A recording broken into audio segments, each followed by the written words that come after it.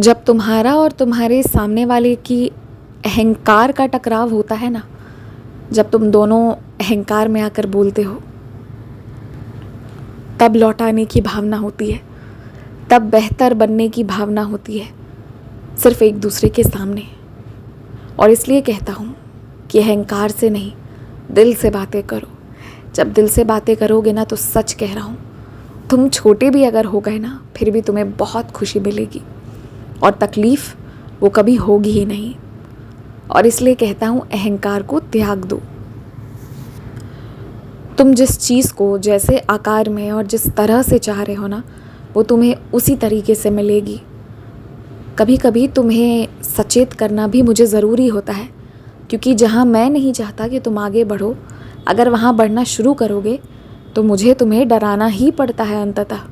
क्योंकि क्या है ना कि ये समझते हुए भी कि वो रास्ता गलत है, फिर भी तुम मेरे ही विश्वास पर चल देते हो।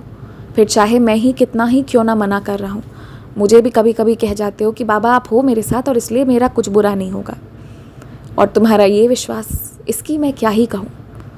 विश्वास तो तुम मुझ पर बहुत करते हो और मेरे ही विश्वास पर किसी भी रास्ते को चलने के लिए तैयार हो जाते हो, चाहे मैं मंजूरी दूँ या ना दूँ। तो इसलिए ना मुझे भी अलग अलग तरह से तुम्हें समझाना पड़ता है। ऐसे ही थोड़ी कहता कि तुम मेरे लिए विशेष हो, तुम मेरे अत्यंत प्रिय भक्त हो, क्योंकि तुम भी कई तरह तरह के प्रकार निकालते हो मेरी भक्ति करने के, और तुम्हें इस बात से कोई फ़र्क नहीं पड़ता क्या सही है क्या गलत है।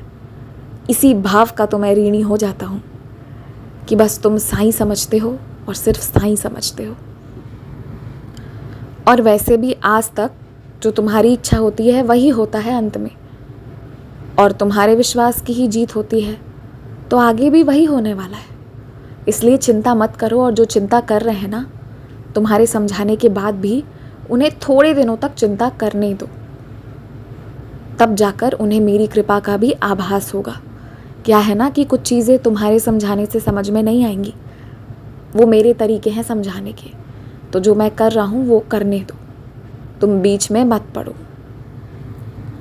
अगर कोई 2 पल समय नहीं निकाल पा रहा है, तुमसे बात नहीं कर पा रहा है, तो गुस्से में आकर बैठ मत जाना, दोबारा से बात करने की कोशिश करना।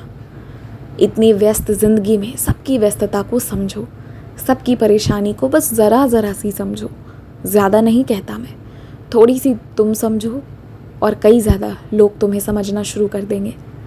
मुझे खुशी है इस बात की कि सबकी खुशियों में सिर्फ शामिल ही नहीं होते हो, अपने तरफ से योगदान भी देते हो, जितना दे सको उतना। और इसके लिए मैं बहुत प्रसन्न हूँ तुमसे। तुम जैसे भी मेरी सेवा कर रहे हो ना, मैं बहुत प्रसन्न हूँ। लेकिन एक शिकायत भी है, तुमने अपने पसंद की कोई चीज़ मुझसे मांगी थी, मैंने दिया तुम्हें, पर अब वो तुम दिल लगाकर कर नहीं रहे। तो ना अपना मन वापस से लगाओ, उसकी अहमियत को समझो, वही तुम्हारा किस्मत बनने वाला है। तो अपने किस्मत की कदर करो, और इतना समझ लो कि कोई लीला नहीं हो रही है, इसमें भी बहुत बड़ी लीला हो रही है। शांत रहो, ज़्यादा परेशान मत हो, खुश रहो।